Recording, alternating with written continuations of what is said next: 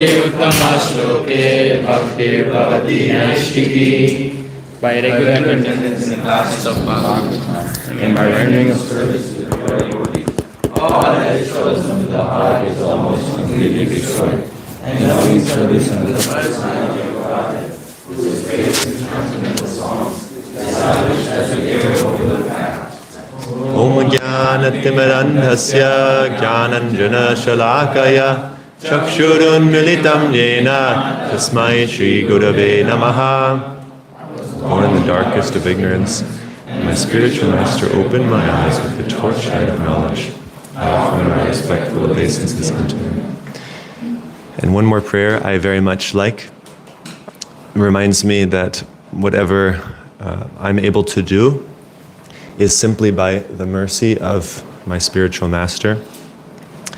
It goes, Mukam karoti vachalam pangum langhayate girim yat kripa tamaham vande Shri Gurum dinatarinam. It means that one who is mute can speak eloquent verses, and one who is lame and crippled can cross over mountains.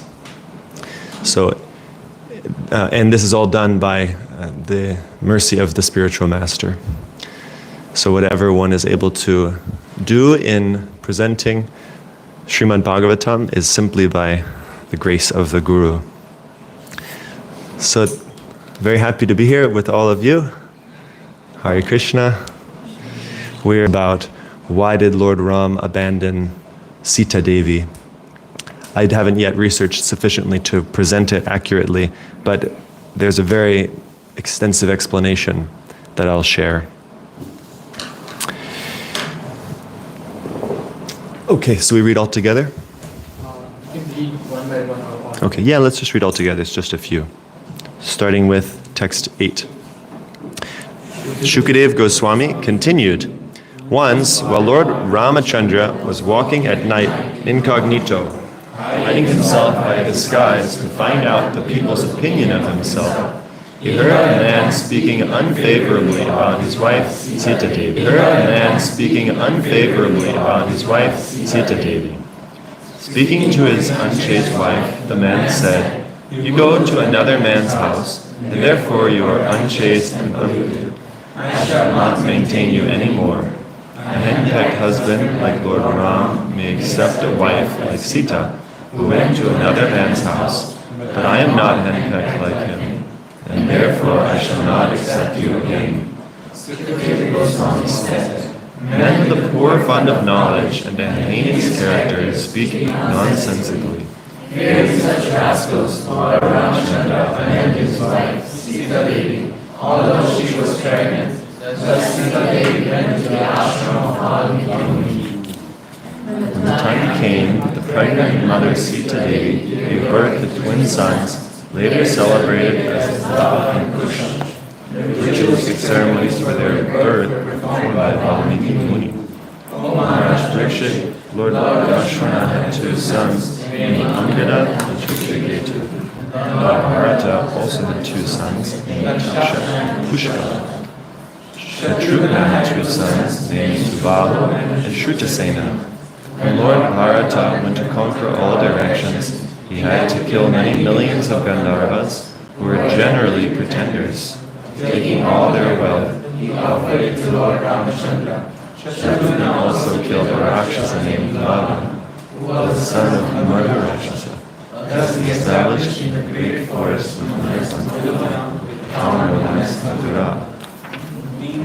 Forsaken by her husband, Sita Devi entrusted her two sons into the care of Valmiki Muni. Then, meditating upon the philosophy of Lord Ramachandra, she entered into the earth. After hearing the news of Mother Sita's entering the earth, the Supreme Personality of Godhead was certainly aggrieved. Although he is the Supreme Personality of Godhead, upon remembering the exalted qualities of Mother Sita, he could not check his grief and transcendental love. The attraction between man and woman, or man and man, always exists everywhere, making everyone always fearful. Such feelings are present even among the controllers like Brahma and Lord Shiva, and is the cause of fear for them. what to speak of others who are attached to household life in this material world. That's all right. Yeah. Okay. So why did Lord Ram abandon Mother Sita? Why did Lord Ram kill so many Gandharvas who are generally pretenders? I can't explain these things so much, but you can read into it in more detail. And I have not yet read Ramayana. Who here has read Ramayana? Okay. So, in any case, there's very nice philosophical discussion we can get into on verse 17 here. So before we recite the verse, I'd just like to know a little bit about what we're saying. So, Stri Pung Prasanga, so attraction between man and woman or husband and wife. So that's the first line is referring to. Sarvatra Trasam Avaha. This is the cause of fear everywhere. Yes, so this conjugal attraction in the material level is creating fear for everyone, everywhere. Even for the great devatas, even for the most exalted beings in the universe, this is a cause of fear. The third line is pointing out. So the fourth line says, what to speak of ordinary people? How much fearful we should be of this attraction. Okay. Sri Pung Prasanga Etadrik. Sri Pung Prasanga Etadrik. Sorry.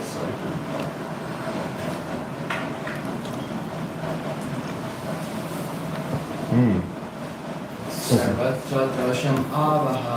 Sarvatra Trasam Avaha. Do you know, right? Yes. Apishvarna Kim Uta. Apishwaranam Kim Uta. Ramyasya Grihachetasa. Ramyasya Grihachetasa. Sri Pung Prasanga Etadre. Sri Pung Prasanga Etadre. Sarvatra Trasam Avaha. Sarvatra Trasam Avaha. Apishvaranam Kim Uta. Apishwaranam Kim Uta. Gramayasya Grihachetasa. Gramyasya Grihachetasa. Sri Pung Prasanga Etadre. Sri Pung Prasanga Etadrik. Sarvatra Trasam Avaha. Sarvatra Trasam Avaha. Apishvaranam Kim Uta. Apishwaranam Kim Uta. Ramasya Grihachetasa. Sri Pung Prasanga Etadrik. Sri Pung Prasanga Etadrik. Sarvatra Trasam Avaha. Sarvatra Trasam Avaha. Apishwaranam Kim Uta. Ishwaranam Kim Uta. Gramyasya Grihachetasa. Gramyasya Grihachetasa. Sri Pung Prasanga Etadrik. Sri Pung Prasanga Etadrik. Sarvatra Trasam Avaha. Apishwaranam Kim Uta. Apishwaranam Kim Uta. Gramyasya Grihachetasa. Ramyasya Grihachetasa. All right, thank you all. We can do the word for word. We can say it together. Sri Pung Prasanga, attraction between husband and wife, or man and woman. Etadrik, like this. Sarvatra, everywhere. Trasam Avaha, the cause of fear. Api, even. Ishwaranam, of controllers. Kimuta, and what to speak of. Gramyasya, of ordinary men of this material world. Griha Chetasa, who are attached to materialistic household life. In Srila Prabhupada's translation, one more time. The attraction between man and woman, or male and female, always exists everywhere, making everyone always fearful. Such feelings are present even among the controllers like Brahma and Lord Shiva, and is the cause of fear for them. What to speak of others who are attached to household life in this material world? Bruce, can you read the purport, please? As explained above, when the feelings of love and transcendental bliss from the spiritual world are pervertedly reflected in this material world, they are certainly the cause of bondage. As long as men feel attracted to women in this material world, and women feel attracted to men, the bondage of repeated birth and death will continue. But in the spiritual world, where there is no fear of birth and death, such feelings of separation are the cause of transcendental bliss. In the absolute reality, there are varieties of feelings, but all of them are of the same quality of transcendental bliss. Thank you. Srila Prabhupada ki jai. Okay, this verse we're hearing some essential instructions which we hear again and again and again for good reason.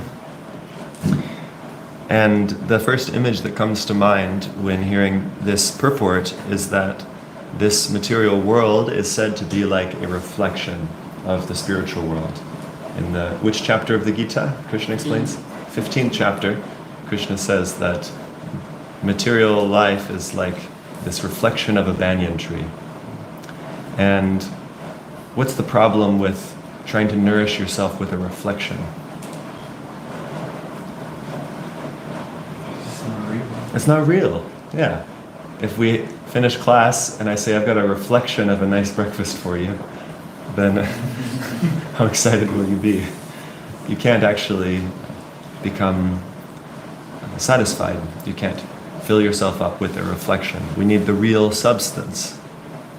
And here, Srila Prabhupada is highlighting that actually the love we feel, the attraction we feel, that which is natural for the opposite sex, is coming from Krishna. It's coming from the spiritual world. This is the highest peak of enjoyment, is Radha and Krishna exchanging pure, free, conjugal love. And yet, in the material world, it's perverted. The highest thing in the spiritual world becomes the lowest thing in the material world.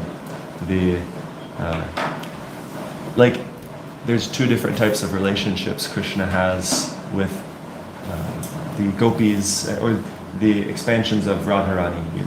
So first off, there's the gopis who expand, then there's the queens of Dwaraka, then there's the Lakshmis.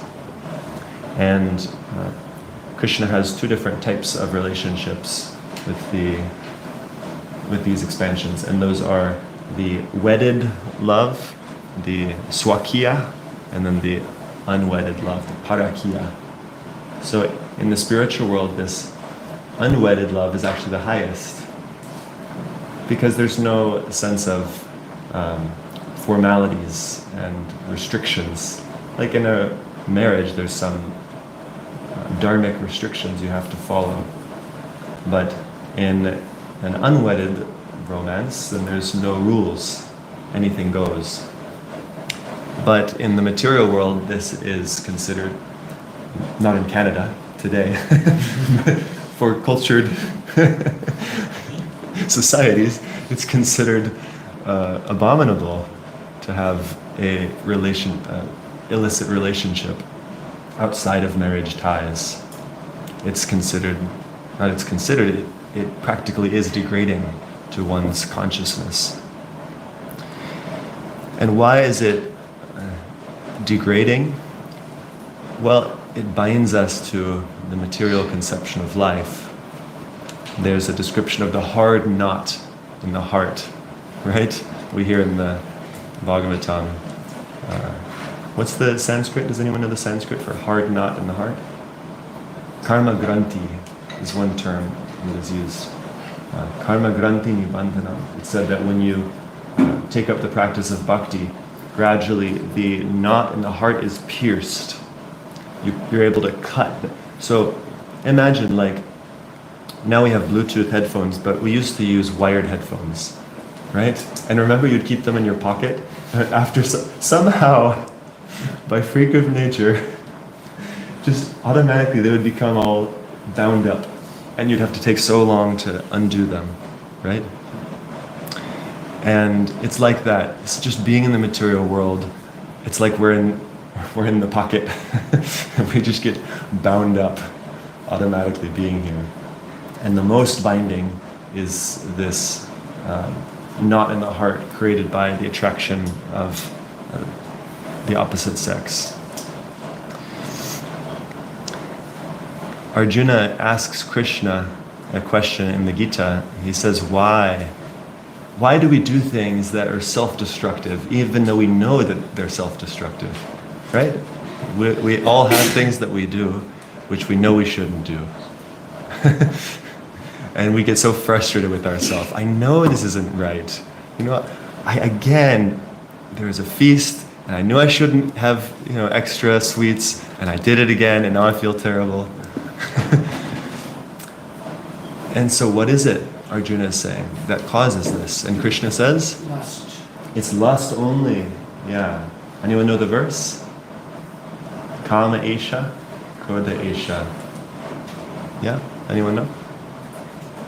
Kama Esha, Krodha Esha, Rajoguna Samudbhava. It comes from the mode of passion.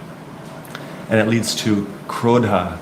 If lust is not curtailed, then it can turn into wrath. Very destructive wrath. Rajoguna Samudbhava. Mahashano Mahapapma Vidyenam Iha Vairanam. It's the greatest enemy of the soul. And it's Mahapapma. It's the most sinful Mahapapma. So this is the cause of our doing things which is self-destructive, because we are bound by the tie of a lust.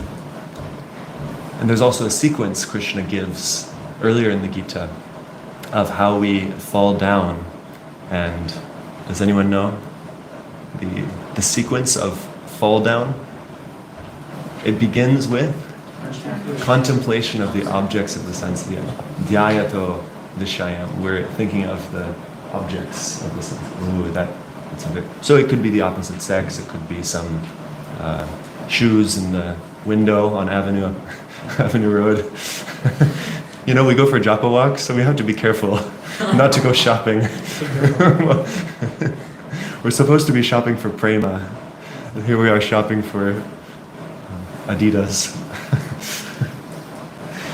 We're supposed to be shopping for Adidas, not Adidas.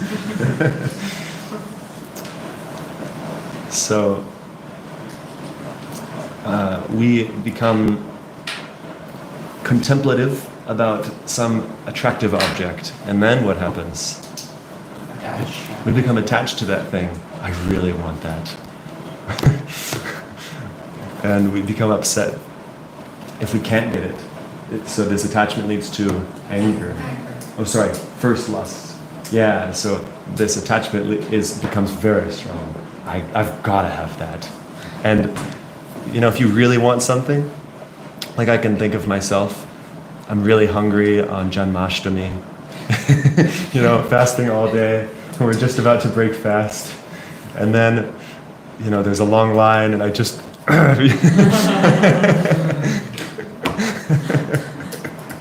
You don't want to wait. You're so attached to getting... And then actually you become a little, maybe regretful. Oh man, I can't believe I was so animalistic. I thought I was a good saint all day long, fasting, and then here comes the object of my enjoyment and can't control my senses. So yes, we become very attached, and it can turn into anger or even wrath. And then this leads to loss of intelligence comes first. Buddhi nasho, yeah. Our intelligence is destroyed. And then we can't make proper decisions. So it makes sense why lust leads to doing things that aren't good for us. Because if we have proper intelligence, then we'll choose the thing that's right, that's good for us. Chaitanya Charan Prabhu eloquently said that as we advance in bhakti, what we want to do and what we do become closer. Isn't that interesting? What we want to do, I want to chant 16 rounds. I want to not scroll on social media. I want to fast on Ekadashi. I want to read Prabhupada's books every day. We have these very nice desires that we cultivate from the association of devotees. And yet what we want to do and what we actually do are in discord. And then we feel disappointed. And this is because we are in the mode of passion. Rajoguna samudbhava, Krishna says. Our problem is that we're contaminated by passion. And when you're in Toronto, it's very hard to escape the mode of passion. So our intelligence becomes destroyed, we make wrong decisions, and then our memory is lost. We can't even remember the times when we felt great joy making the right decision. Like you all experience when you do some austerity, you feel satisfaction. Like taking a cold shower, for example, is hard to do. But afterwards, how do you feel? Or going out for book distribution. Like just yesterday, Bruce and I went over to Trinity Bellwoods, and I was really mental. I've been doing this service for so many years, and yet still, I get so mental about it. And I was delaying. I had a snack in the car. I had to go park, and I just enjoy, okay, I'm just gonna have a snack and bide my time a little bit. I've got some WhatsApp messages to check, and making up all of these excuses why I should not just go out and do my service. And then eventually, okay, I'm here to do a service. Why am I wasting my time? So I go out. The thing is, we can't remember. We lose our memory about all, and then after I got into the flow, it was the most ecstatic experience. I felt so surcharged with spiritual empowerment, and I was able to meet amazing people by the grace of Guru, and people who really were, quite a few, 3 or 4 different people who were really touched by someone being out trying to share this message of Bhagavad Gita. But we can't remember the great joy we've had when we're contaminated with lust and we indulge, we become covered over. Krishna gives these different analogies of being covered, right? And you all know these analogies? We become covered like what? Like fire is covered with smoke. Or we become covered like... Sun is covered with clouds. Is that given there? That's a nice analogy also, but I don't know if it's there. The embryo covered by the womb, and there's one more. But that's a good one too. Monil Prabhu, yeah. We become covered over with lust in different degrees. And once our memory is lost, then bloop. Then you fall back. Can we get a sound effect? Something like that. Then bloop, you fall back into the material pool. So this is the great danger of coming under the sway of the mode of passion and falling into lust. Therefore, we have this system of ashram dharma, which begins with celibacy. It begins with brahmacharya. And this is the program of Bhakti Academy, is the most fortunate souls in Toronto are in this room who get the opportunity to spend even a short time. Some are able to stay just 1 semester, and that will be the best semester perhaps of their life. And they'll always remember the joy they felt in that time. Because for one, the drama of being embroiled in romance is unparalleled. It's like non-stop anxiety. If you haven't experienced it, all glories to you. If you have experienced it, you know what I'm speaking about. We have this obsession with another person, and then we have fear of what if something goes wrong in the relationship. There's so much drama. And how can we focus on our self-realization if we're constantly absorbed in thinking about this dramatic romance that we're involved in? And it's so difficult because there are, who knows how, actually, can someone look up the figure? How much does Bollywood and Hollywood, what's the industry size? Can someone check the statistic just so we can get a sense? There are people who are getting paid enormous amounts of money to make movies and TV shows which will pollute our minds with the mode of passion. Even it's so degraded in Bollywood that they'll make like Radha and Krishna movies, right? Which are, I hope we never have to come in contact with that media. What's the size of the... Anyway, it's trillions of dollars, I'm sure. And so you have to think that, you got the figure, Mono? Yes, $1.9 billion. It was just What, just Bollywood's one year. Bollywood? It's Bollywood, yes. $1.9 billion $1 in a year. In a year. And then there's Hollywood, and these are just two parts of the world. So there's so much money, so much force going into creating this pollution, which is flooding, and not just TV shows and movies, but and not even people who are paid, just average people on TikTok and Instagram are making illicit content or even suggestive content to it because that's how you get views. You know, advertising companies know this. That's why they put attractive women on billboards, because then people will look at their ad and buy their product.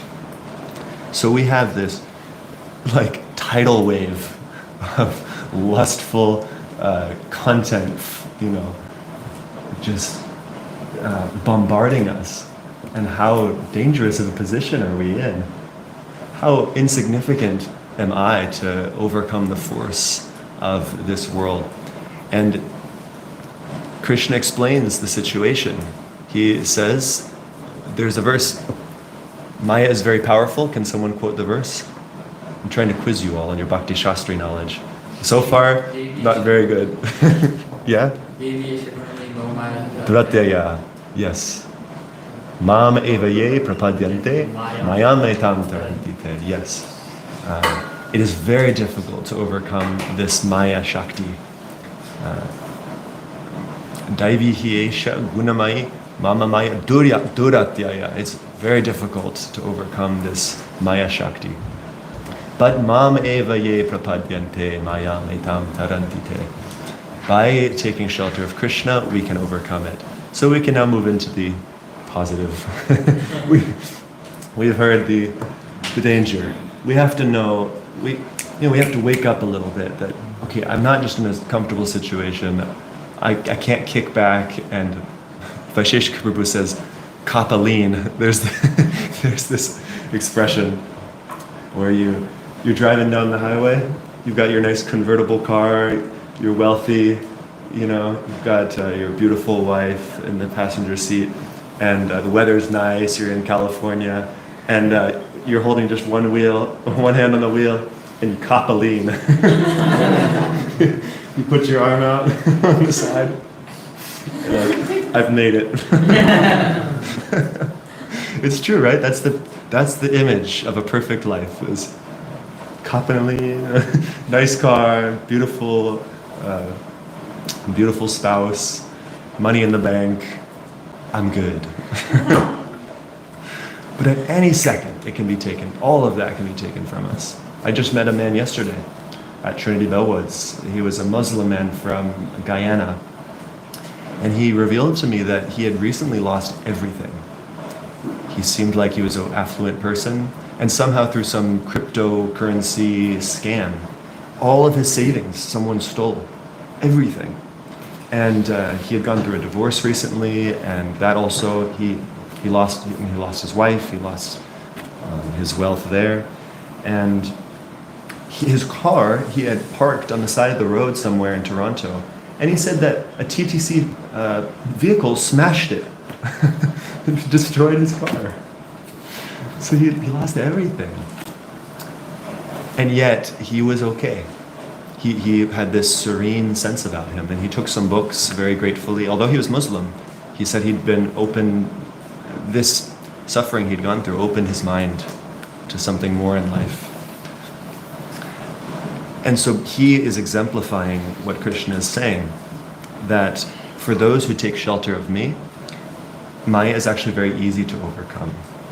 So all of the self-destructive habits that we get lost in, all of the suffering we have to experience as a result of our attachment to this world, our misdeeds, we can quickly overcome it by the grace of Krishna. It's explained by Srila Prabhupada in the 10th canto of Bhagavatam that Krishna is like a surgeon, and he expertly removes the attachments we have, the enjoying spirit in this world. This verse, Lord Brahma speaks, Tattenu kampam susamikshama, that a devotee is earnestly waiting for the mercy of Krishna, because the devotee knows this, that Krishna is my supreme doctor, and he, through the suffering in my life, whatever difficulty I'm experiencing right now, Susamikshmano bhunjana ivatma kritam vipakam, atma kritam, it's done by one's own self. I have done this. I've created my own suffering. I can't blame anyone else.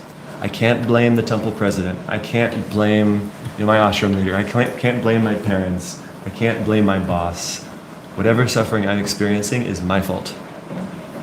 The devotee humbly understands this. And they know that Krishna is so expert. And what he's giving me in my life right now, whatever pain I have to go through, is specifically designed, Prabhupada writes like this, it's specifically designed to curtail the mentality that produced it. So it's the medicine that's just right. In today's world, we get antibiotics, and it's just like an atomic bomb. Even also in warfare today, we have these horribly imprecise weapons. It's such a tragedy that we drop these destructive chemicals, and it kills so many innocent people. You're trying to kill one terrorist in one place, and you accidentally kill so many others. But the Brahmastra that Ashwatthama threw, Prabhupada describes, it's like an atomic bomb, but you can throw it only at one person. And so our modern day pharmaceuticals are like an atomic bomb. Throw it into your mouth and then destroys your immune system. But it kills the virus too. So Krishna is not like that. Krishna's medicine, the reactions he's giving us in our life are perfect. It's exactly precise, and will get to the root of our issue. And the root of our issue is Stri Pung Prasanga. We have so much attachment to be with the opposite sex. And so this Bhakti Academy training is essential. Some are able to be a very nice devotee without this training, but for most of us, we need to have this time where we're seriously learning to control our senses, seriously learning to develop a taste for Krishna consciousness, because that's the only thing that can save us, is having a higher taste, right? Param drishtva nivartate. We have to get some higher enjoyment. And in the material world, there is no higher enjoyment than Stri Pung Prasanga. So if we don't have a taste for Krishna Bhakti, we will have to take shelter of this material, the highest pleasure, especially in this world which is bombarding us with illicit media. So let us take shelter of Srimad Bhagavatam, let us take shelter of the whole process that Srila Prabhupada has so kindly given us, chanting our rounds nicely together, following the principles strictly, discussing together in our free time what we have heard in classes, hearing lectures, and ultimately taking shelter of the pure devotees of Krishna and serving them and receiving their blessings. That is really the only way we will make progress, is by their blessings. That's the only way we can get a taste for Krishna Bhakti, is by the grace of a pure devotee of Krishna. by their blessings. Hare Krishna. Thank you all for allowing me to share something. And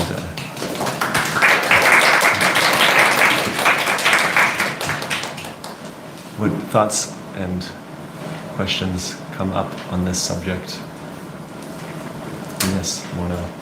Thank you so much for beautifully explaining how this lust actually entangles us, and it's like the only way to get out is to get some higher peace. So my question is that we've seen that some devotees or some people they get the higher taste, they experience some of it, but then somehow they again fall into that lower tendencies. So how can we understand that? By experiencing the higher taste also still they are attracted to the lower tendencies. Yeah. Well, association perhaps is the most essential. Is if we associate with. So Rupa Goswami, he explains in the positive and in the negative, in the Nectar of Instruction, that we need to both take the association of devotees and we need to abandon the association of materialists. So if we, although starting the practice of sadhana bhakti seriously, maintain strong, deep connections with materialistic people, we will be pulled back into materialistic ways. So it's not that we just reject and abandon people from before our Krishna conscious life, but we're very circumspect about what association will be favorable and which will be unfavorable for my bhakti. So we have to carefully consider our association. And on the other hand, when we're in the association of sincere sadhakas, we will make mistakes and they will encourage us. There's a beautiful verse. I would love if you can find it. Anyway, I'll just give the essence, is that Krishna is explaining in the 11th canto that although a sincere devotee will have some struggle, they repent their mistake and they sincerely go on and basically they continue to practice because they understand api chet suduracharo bhajate mam ananyabha sadhureva samantyavya samyak vyavasato hisa. That even if one does the most abominable activity, if they're just in the right consciousness, if they're sincerely trying to serve Krishna, Krishna forgives. Krishna is not concerned. And empathetic, mature devotees will also forgive. And they understand, yeah. How many lifetimes have we been cultivating materialistic desires?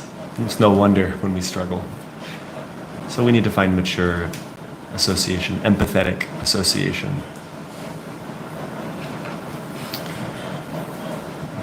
And not become beat down by shame.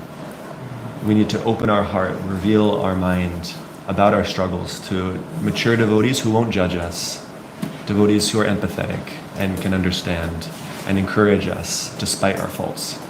So that's essential. Yeah. A follow-up question on that. So we have to open our hearts. It's very, very important to reveal our minds, our heart to someone can actually help us. But sometimes we don't do that. What are some blockages? Why do some of us we're not able to reveal our hearts, or not able to take that resolution?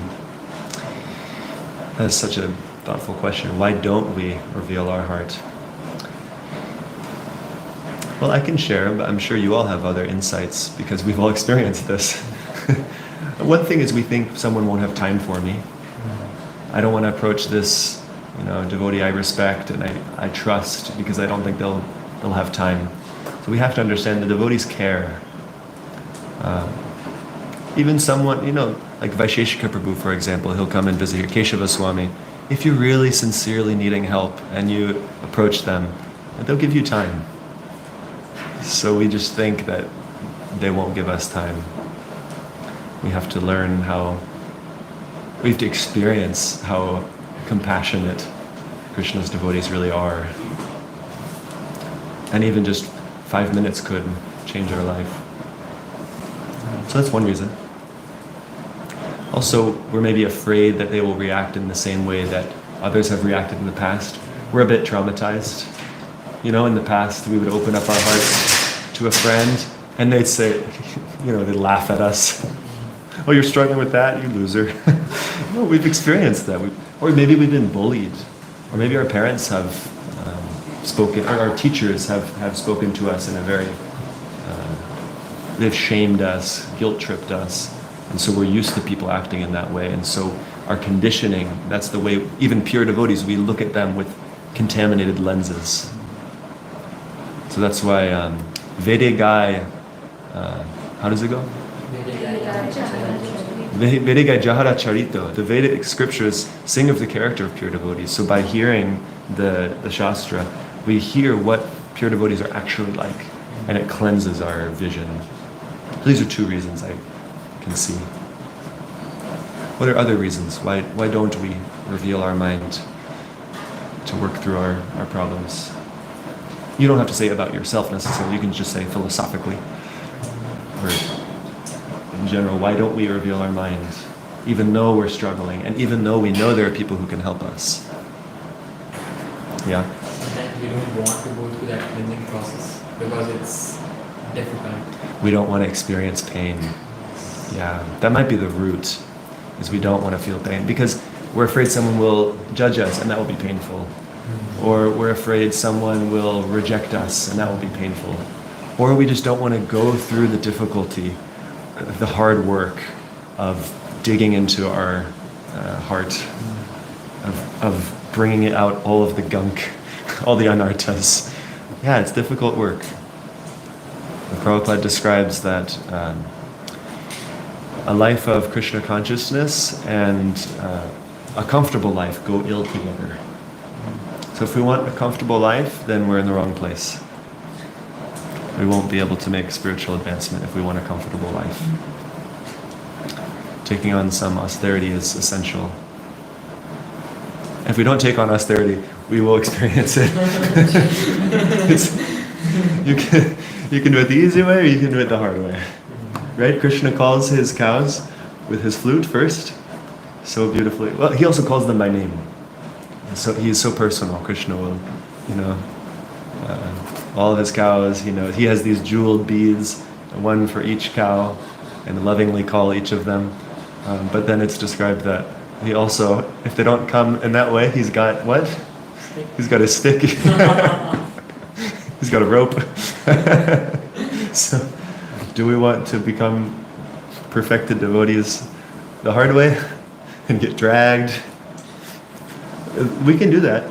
Prabhupada describes that Krishna will drag the sincere devotee back home, back to Godhead. But it could take many lifetimes. Or we can say, yes, this will be hard work. Let me just swallow the bitter pill and go on. Yeah. Other thoughts? Yeah, Devanshi. Sometimes I feel that we don't reach out because we haven't reached that bottom point yet, like the rock bottom, and things are kind of uncomfortable but also comfortable at the same time. Can you pull up the picture? Sorry, I want to let you finish your thought. There's a beautiful image describing exactly what you're saying. It's like a cartoon, a meme of this character, like a bear or something, in a house that's on fire. Maybe it's a dog. And he's saying, everything's fine. You'll have seen this, yeah. So we're in this situation where it's bad, but it's not that bad. Yeah. But actually it is bad, we're just not seeing it. Yeah. Yes. So that's why we don't approach. We haven't yet hit rock bottom. You haven't? I always think of it. Yeah. Oh no, that's one of them. Sure. That's not the same mood. He's like, whatever. There's another one. Anyway. We haven't yet hit rock bottom. So that's the thing, is we have to use our intelligence and see, okay, my house is on fire. My material life is, that's the one, yeah. This is fine. You can see it by his eyes, he's very dull. So we shouldn't be a dull materialist and just say like, yeah, I'm going to die, it could happen any day, but this is fine. How dull. And we become dulled down especially by stripung prasanga, by this contamination. We just become animalistic more and more. You know, actually to be on the human platform, we have to follow the four regulative principles. If we're not following the four regulative principles, we have not yet even come to living like a civilized human being.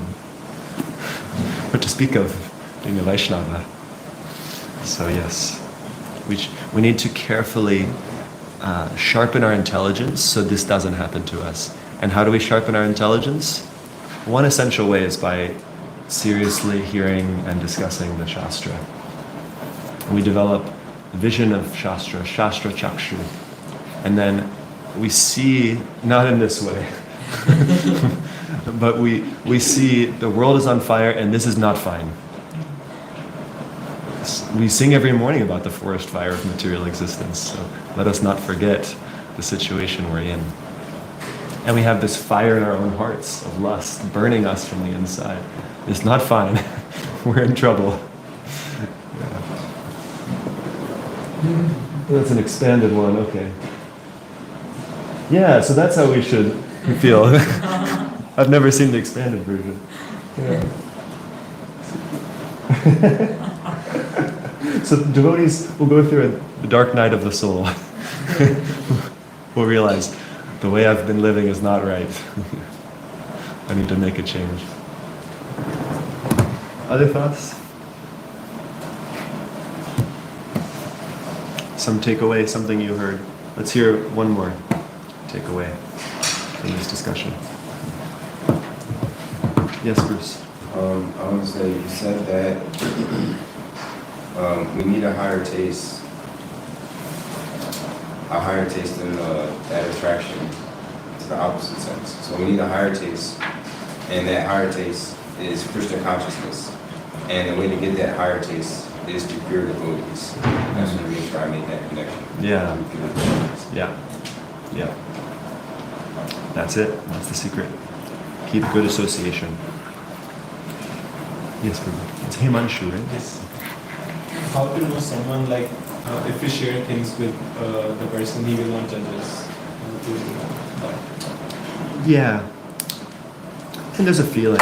You can pick up, you can see someone's facial expressions. You say something a little revealing and maybe they go like this. Someone who's got a expanded consciousness, they won't be as shocked by things like this. Some disturbance we have in our spiritual life. Okay, like in an ocean, what is one little drop of poison? But in a small cup of water, one drop of poison will kill you. So we need someone with a broad mind who can absorb difficulties and anarthas. And so we can start just revealing something small and seeing how someone behaves, and also establish a confidential space. We can directly say, can you please keep this only between us? When we have these heart-to-heart talks, can we please just keep it between the two of us? That's essential. Yeah. It takes time to build these types of relationships. Okay. And just final, very brief point, I think it's important to always remember that Grihastha ashram is glorious, and in Krishna conscious marriage, where Krishna is in the center, then it is not degrading, it's the opposite, it's elevating. So this Bhakti Academy training will lead to most graduates going into Grihastha ashram. And if your training is done well here, you will do very nicely in Grihastha ashram, as long as you can keep Krishna in the center, keep strong sadhana, strong association, and then your material life won't trouble you. You'll use it all as fuel for going closer to Krishna. Our great acharyas, Bhaktivinoda Thakur, Srila Prabhupada, most of Lord Chaitanya's associates were grihasthas, so we should remember that. But if someone has the inclination to go on without marriage, then it's you avoid a lot of troubles and you can live simply and just focus on studying and sharing bhakti. But we all have our own unique path to follow, and there's no right or wrong or better or worse. So thank you all very much for your kind attention. Srimad Bhagavatam ki jai.